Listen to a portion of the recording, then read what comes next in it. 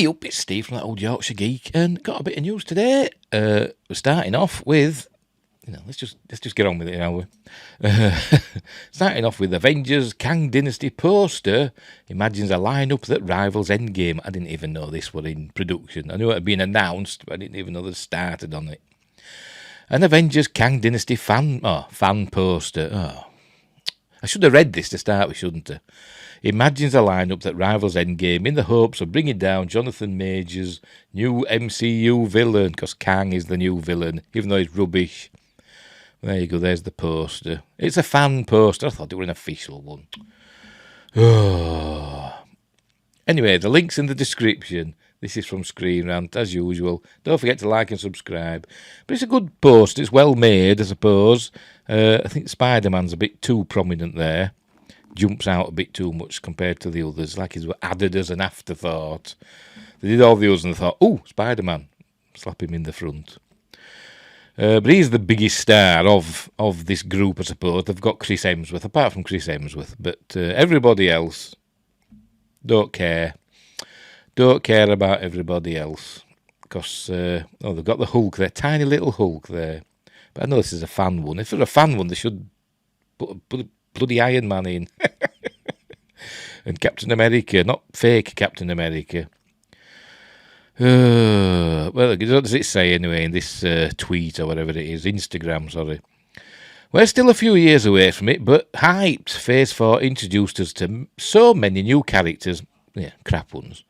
And they have yet to cross over, because they're rubbish. Most likely they will in this movie. What do you think will be the plot? Which crossovers are you most excited to see?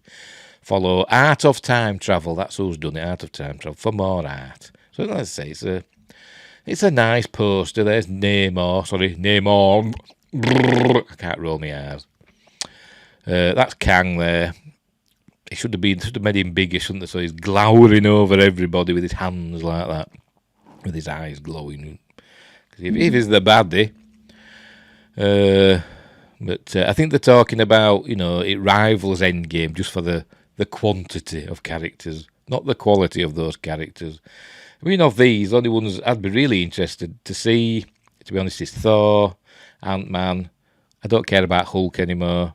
Obviously Spider-Man, because he's an endearing character. Is Tom Holland. Is Tom Holland's Spider-Man. But even Hawkeye there, they've got Hawkeye, but they've got his female replacement there.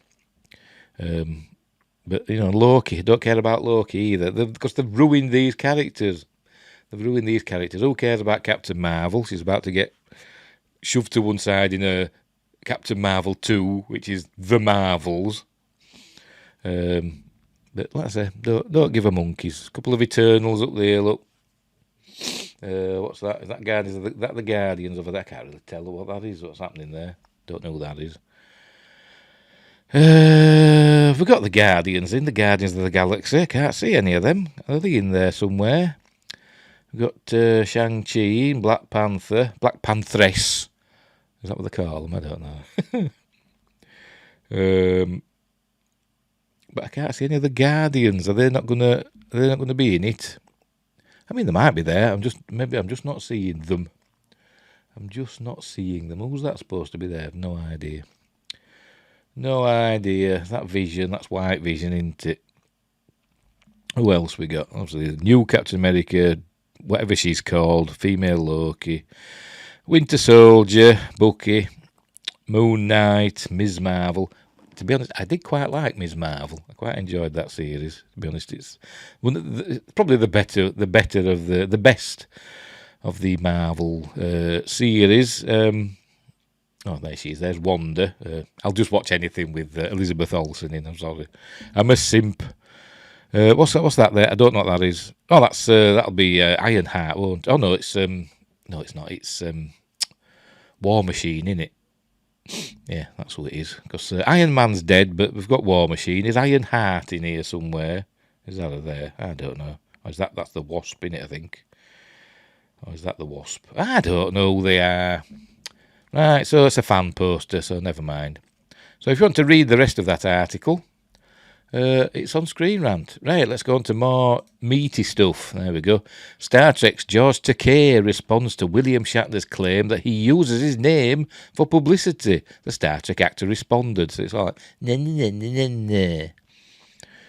But in George Takei's case, it'll be, no, no, no, no, no, no. George Takei is firing back weeks after William Shatner claimed that Takei has used his name for publicity purposes over the years, which is probably true, based on the back and forth that the two Star Trek alums have had in the past. Few probably expected Takei to let the comments go, and sure enough, the Sulu actor didn't hold back when addressing them. The veteran star spoke to international news outlets ahead of the London run of the musical Allegiance, which is based on his experience growing up in an internment camp. While George Takei spoke to Mirror, The Mirror, William Shatner's recent comments were brought up. Takei went on to vehemently shoot down the assumption that he evokes his former co-star's name in order to bring attention to himself. Well, why else would he do it? Bill says I talk about him to get publicity. Nonsense. I don't need him for publicity, so I'm not going to play his game by talking about him, but you just did. You just did. You could have just said, no comment. Most will probably agree that the actor's response here is incredibly clear. At this point, it shouldn't be too hard for Star Trek fans to believe that it doesn't take much for either actor to speak ill of the other, regardless of the attention they'll get for doing so. Takei's beef with Shatner has been well documented and has persisted for quite some time, and it's unreasonable if you ask me. William Shatner's been, to be honest, is being quite diplomatic about it, but George Takei's got a bee in his bonnet about William Shatner. So, but I think it's all pathetic. Anyway, those weren't the only comments that George Takei shared either. The 85-year-old actor, by the way, I've got a photo with him. I've got a photo with George Takei and William Shatner, but not at the same time. The 85-year-old actor once again brought up past Star Trek drama, slamming William Shatner while also throwing some praise towards Leonard Nimoy's performance as Spock in the process. Here's what he said exactly. Nobody got on with Bill. He was and is a prima donna. He's not supposed to be talking about him, is he? Because he doesn't need the publicity, but yet he's getting them digs in, isn't he? He likes to be the centre of attention. Yes, because he was the star of the show. Yes, he started out as the star of the show, but he was overshadowed by Leonard Nimoy as Mr. Spock. Not according to the credits. It was still William Shatner, the lead credit, wasn't it? A much more compelling character. Sadly, Leonard isn't with us anymore. Is that a dig saying that he wished Leonard Nimoy was still alive and William Shatner wasn't? Pathetic. For anyone out of the loop, this kind of animosity is hardly new. When William Shatner made headlines for going to space, George Takei cracked a joke about his health, because he's a big chap, is William Shatner, isn't he? When Takei alleged that Shatner was jealous about how well Leonard Nimoy was received by fans, Shatner quipped that Takei wasn't even on the set often enough to know something like that. It goes without saying that this feud runs deep, and at this point it doesn't look like it'll be resolved anytime soon. Except for a bit player in Star Trek, the original series, were George Takei. They all were. Takei, Uhura, Nichelle Nichols, James Doohan, Walter Koenig, who didn't arrive till season 2. They were all, glorified extras. They were co-stars, weren't they? Like in the they weren't even in the opening credits. They were shoved at the end in the original series after the show had ended in the end credits. And you blink and you'll miss them there. So I don't know what he's moaning about. At this stage, I mean, even DeForest Kelly, I think for the first season, was not included in the opening credits.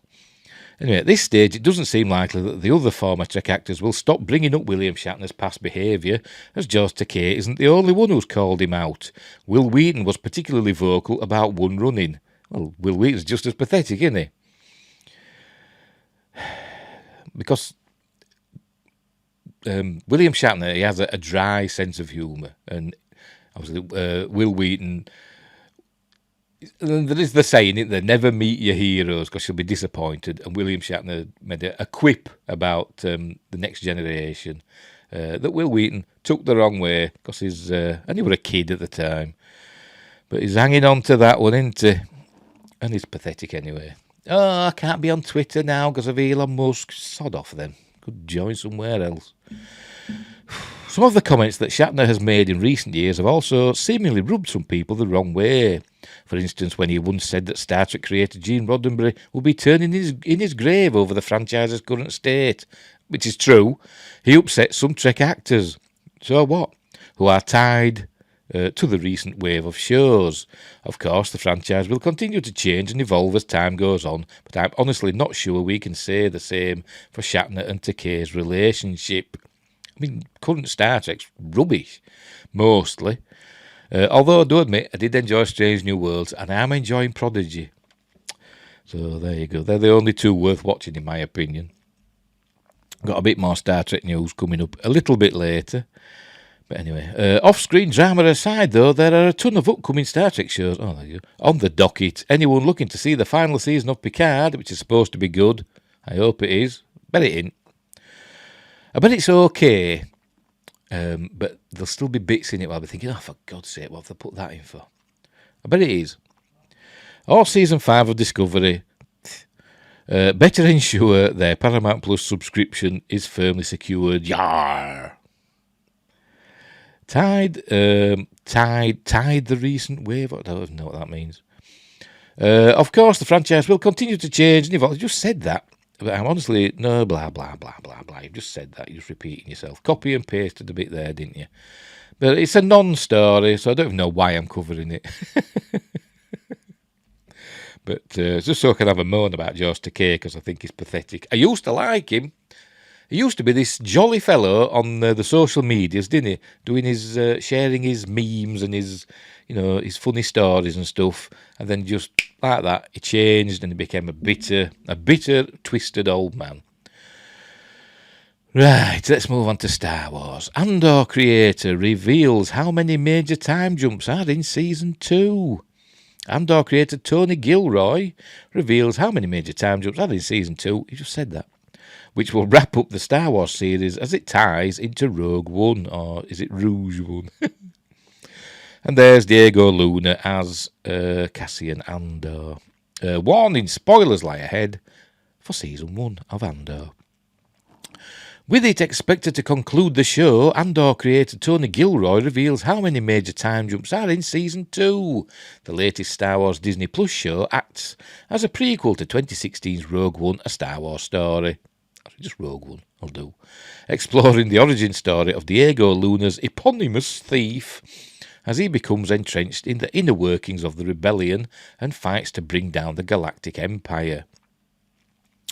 Andor left off on a major cliffhanger heading into Season 2, and audiences are now getting a taste of what's to come from the next chapter of the Star Wars series. It wasn't really a major cliffhanger. I mean, spoilers, he just went up to Luthen Rail and said, kill me or take me in. But we know he's going to take him in because he's in Rogue One, isn't he? So we know he's not going to kill him.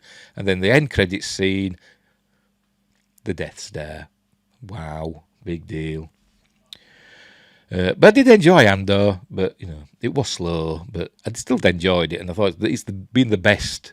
It's been the most well-made Star Wars live-action thing on Disney Plus so far. But I think The Mandalorian is more fun. It's got more action in it. It's more fun. But Andor is the superior production, in my opinion. Right, in a recent interview with Collider to discuss the Season 1 finale of the show, Tony Gilroy offered some insight for the in-production Andor Season 2.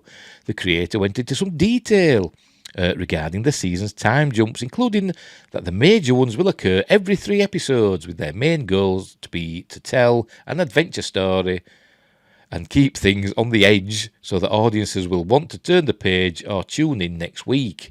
See what Gilroy explained below. We'll get to that in a minute. But remember, this originally it was supposed to be 5 seasons, wasn't it? That's what they said originally. When Season 1 were coming out, they said Andor's going to be 5 seasons of 12 episodes each.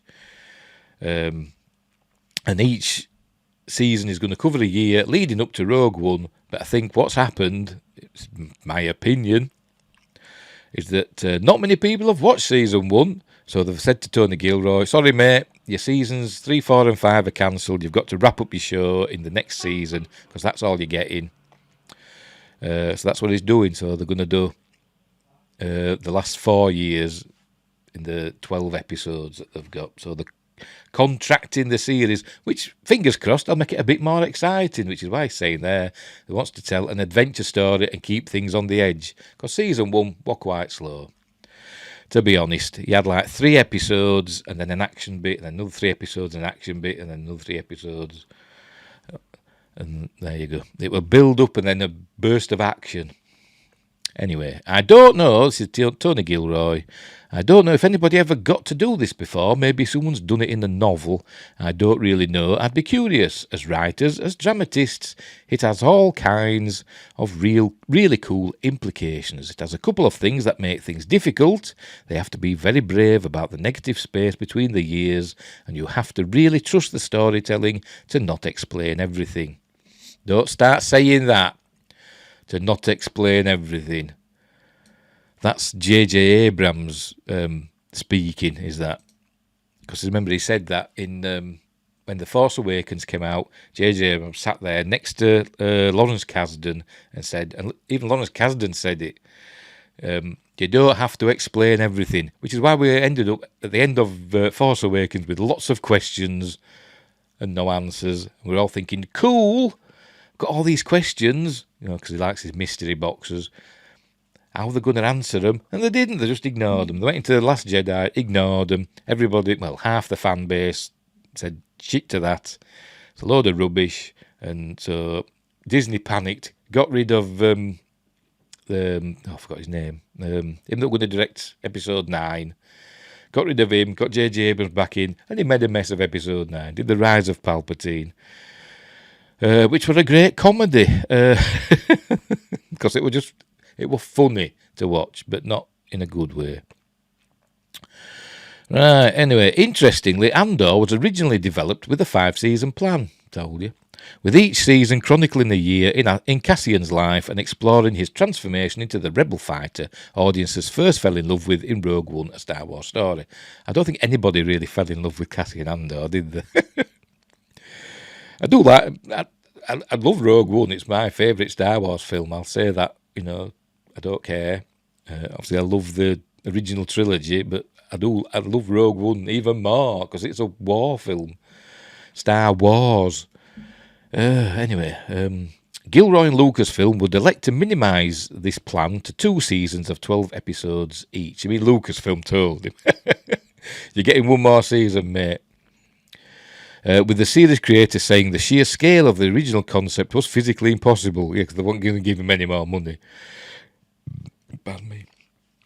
Gilroy recently confirmed that Andor Season 2 would entail at least 1 major time jump, with the season premiere picking up 1 year after its cliffhanger finale, while the rest of the season would have a variety of jumps ranging from 3 days to a full year. Well, they've got to get 4 years in 1 season, haven't they? Considering Andor Season 2 has 4 in-universe years to cover of story, it's understandable that it would require multiple time jumps, though the confirmation of 3 episode blocks is an interesting plan for doing so. Rather than having to encompass multiple years of story per episode, Gilroy and his writer's room can better craft contained story arcs that open themselves to incremental character development, as well as setting up the next set of episodes, with House of the Dragon offering lessons on both the pros and cons of multiple time jumps within 1 season. One can hope that the Andor creative team can better manage the formula than the Game of Thrones prequel. I don't think so. I'm sure, as I've said, I've enjoyed Andor, but you know, it's no House of the Dragon, is it? I mean, that was expertly crafted. That was.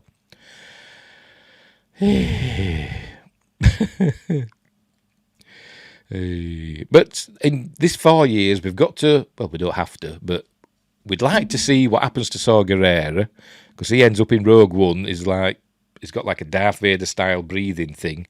He's got like robotic feet and all. You know, he's in a pretty bad shape, isn't he? So something happens to him between now and Rogue One, and I think the series will probably end with Bodhi Rook getting the information about the Death Star and him needing to get away from Edu and getting to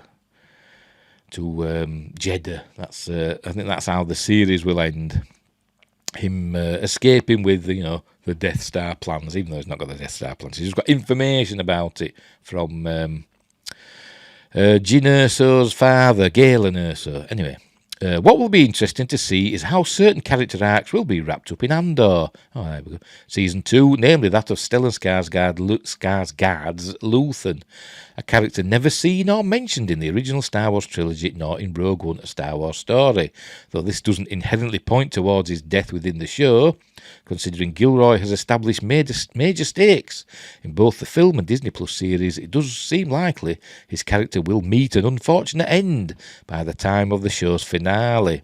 In the meantime, audiences can catch up with Andor Season 1, now streaming in its entirety on Disney Plus. I think it'd be good, because I've said, I think Luthen Rael is at the very least, is a Force user.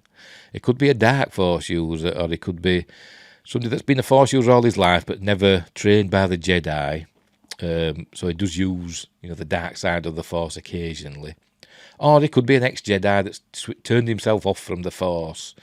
But they could have it so that he comes a cropper with some Inquisitors, maybe. Or maybe even the big man himself, Darth Vader. I don't know.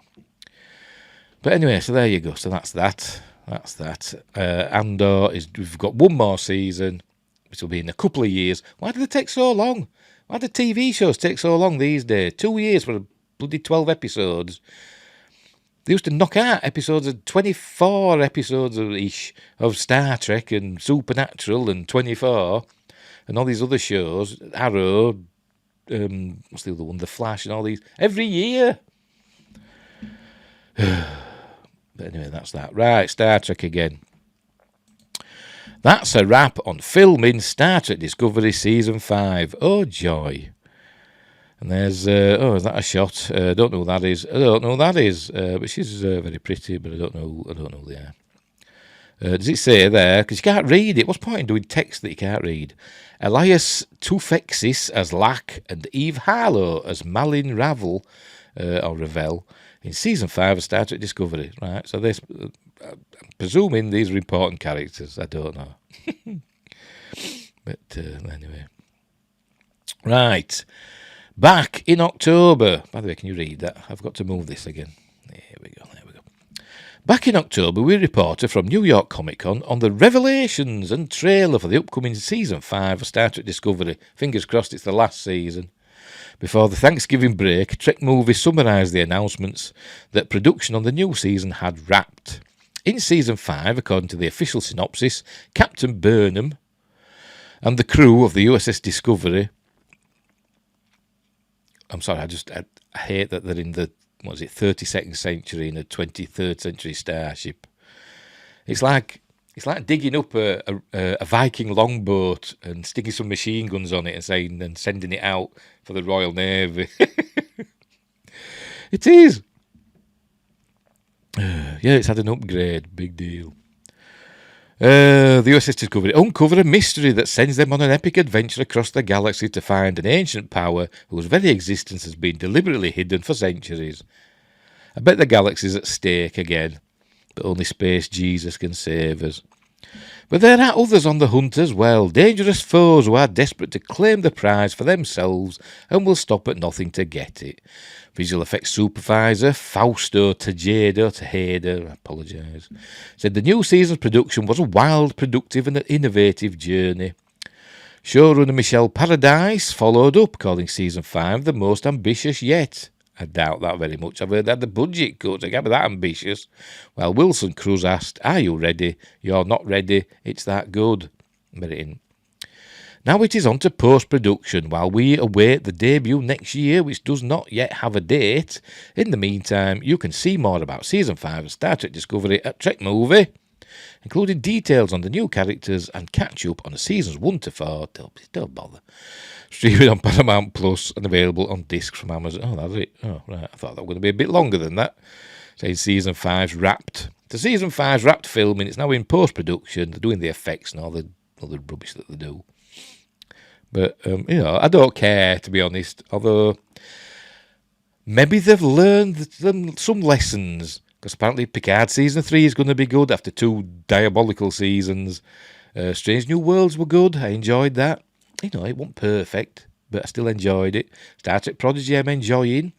Although I was confused about some things in Star Trek Prodigy. It's supposed to be in the Delta Quadrant, but then they had the Romulan neutral zone. And I thought, well, why is the Romulan neutral zone bordering the Delta Quadrant? But then I looked at a map, a Star Trek map of the galaxy. Apparently the neutral zone does bend round the Romulan Empire on the Delta Quadrant side. So there you go. So there you go. Anyway, but that's by the by. I'm waffling now. And what else? Star Trek Lower Decks I hate. Star Trek Discovery. I enjoyed season 1 because it were new and different, and I enjoyed it. I wanted to see what happened next. I think it just all went to crap, didn't it? So there you go. So that's it. That's your news. That's your news for today. So we'll leave it there. I've done a bit of moaning today, haven't I? I'm in the mood, and I can hear my cat meowing at me. She wants to go out. So we'll leave it there. So, wherever you are in the universe, look after each other, and until next time, I'll say thee.